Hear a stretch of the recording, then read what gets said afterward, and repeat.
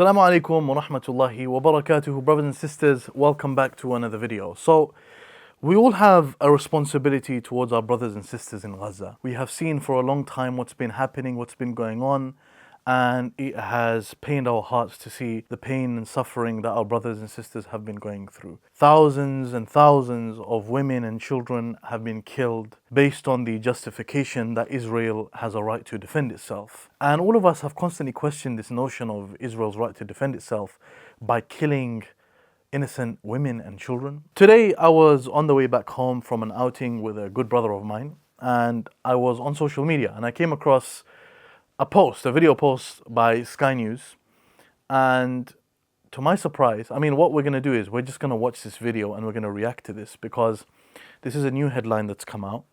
It's breaking news, came out today, 5th of May, 2025.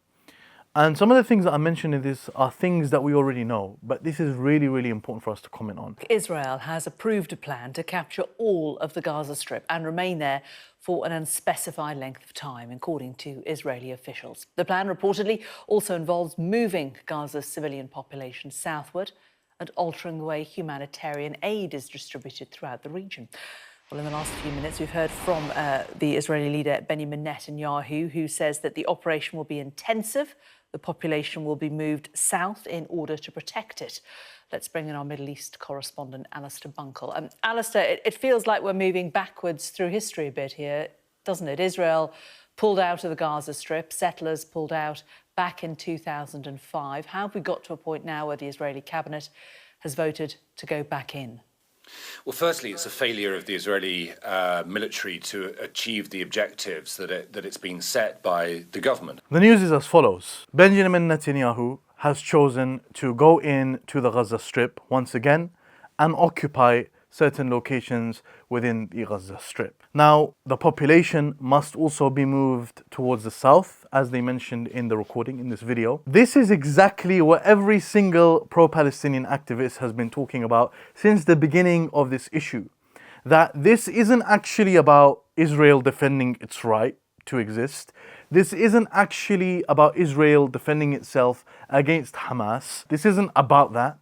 Rather, what this is actually about is expelling the Gazan population, literally getting rid of the Gazan population, removing them from the Gaza Strip so that Israeli settlers can, with the IDF's help and assistance, move in to Gaza and populate Gaza.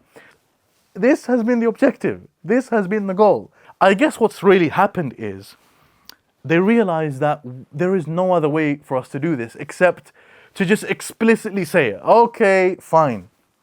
Yes, we are moving into the Gaza Strip. We are going to ethnically cleanse them. We are going to remove them from their land. And we are actually going to occupy. Even though everyone knows they've already been occupying the Gaza Strip for God knows how long. To defeat Hamas. And neither of those objectives have been achieved yet, despite Israel breaking the ceasefire and resuming the fighting in Gaza back in March. This is another thing here. For some reason, when Israel breaks a ceasefire, when Israel goes against their agreement and starts bombing and, obliterating a civilian population, it's okay, it's fine. The Western nations aren't going to say anything, and we don't expect them to say anything. Many, even Muslims, sometimes when we mention things like this, they say, why do you expect the Western nations to do anything? Why are you seeking help from the kuffar and all of this? They say things like this.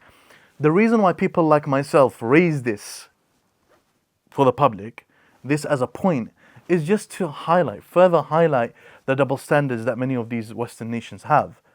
The double standard that if any other Muslim country, any Muslim country, if they broke a ceasefire that they had agreed to, a military ceasefire, there would be outcry. When Israel does it, it's okay. But the difference this time, and the government's been very clear about this, is that they intend to, and this is the language they use, occupy parts of Gaza. Now, commentators in Israel who are well connected with the government seem to be divided on whether that means all of Gaza or parts of Gaza, but certainly it will involve going into a lot of Gaza, large swathes of Gaza, conquering it is the language being used, and then remaining there, designed to put pressure on Hamas to come to a deal. This is literally what people like myself have been saying from the beginning of this whole thing. This is the purpose. This is an occupation. In response, Israeli interlocutors, they respond and they say, no. How is Israel occupying the Gaza Strip? How on earth? That would be bizarre. They'll say things like this. They act none the wiser. How can Israel be occupying Gaza? They're eating. Do you not see that they're eating? Do you not see that they have their freedom? They respond in this type of manner. But the reality of the matter is, my dear brothers and sisters, and for all of the other people who are watching this video right now, is now it's explicit. Yes, we are moving in, we're occupying, we're taking over, whether that's some of the Gaza Strip or all of the Gaza Strip, no. And as the Sky News correspondent mentioned, this is the type of language that they're using. He used the word conquering when describing, this situation that we see in front of our eyes. Conquering. Please explain to me which international law allows this? Who allows this? Who allows this? That you can go into a land, can any country just move into a land and occupy it? And if that is the case, if a country is able to move into a foreign land and occupy it or conquer it, then why do many of these people have a problem with what Vladimir Putin has been trying to do in Ukraine? Why the double standard? According to your standards, if Benjamin Netanyahu can do it, why can't Vladimir Putin? Why the double standard here? Except that there are now, as you'd expect, some of the right-wing elements of the Israeli government saying, we will never leave. Now, whether or not it comes to fruition or not, that is what they want to happen. That is what the far right have long dreamed of, and this move is certainly a step in that direction. The Israelis say there is a bit of a window for Hamas to do a deal before this operation is launched, about 10 days before Donald Trump comes to the region to visit Saudi Arabia, the UAE, and Qatar. But as I say, there's been no sign really of much progress in ceasefire talks, so Israel looks set to launch its operation, and people are seeing that it could potentially change the landscape in Gaza for good. You know what it does though? It makes the conversations for those people who are representing Palestinian voices speaking out, it makes our job much, much more easier. And this is where you come in. Now, when we have these conversations with those defending the Zionist state of Israel, the illegal colonial settler entity of Israel, because now that's what they're becoming, right? If you didn't already believe that that's what they are, it's explicit now. So now when we have conversations with people, now when we go on Piers Morgan's show, or we go on any show, or now when you have conversations with people at university who you are discussing with and debating with, people who are sympathetic towards that side, now it makes your job much, much easier to explain to people what this state is doing. They are simply going into another place, another land, which is not theirs, and occupying. And dare I say, settling, aiming to settle. As he expressed, some of them are mentioning, some of them will mention, some of the right wing will mention, for good, this is what we want. And we all know that this has been the goal from the beginning. So what are the action points? The action points are myself, yourself, we became very, very lazy. We stopped doing things. When we were on the way home, just today, me and my friend, I felt compelled. And I'm not saying this so that you can praise me, but I'm saying this because we all have a duty here. I have a following, a small following be it, okay? You have a following. You have your WhatsApp. You have your people at work. You have your friends. This is a responsibility upon us.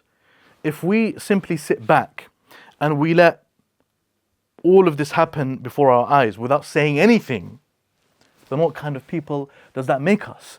And those of us from the Islamic community, from the Muslim community, many of the du'at, the mashayikh, etc., that aren't saying anything, this is disgusting. This is terrible. If you teach the Quran, if you give da'wah, if you do classes, you should be speaking. You should be saying things. You should be raising awareness about this. I know that many people have this idea that, oh, we can't say anything that has got any type of political, any type of a political link. But this is not that. Your brothers and sisters are suffering here. You have to speak. Barakallahu feekum, jazakumullahu khairan. It's time for us to start speaking now.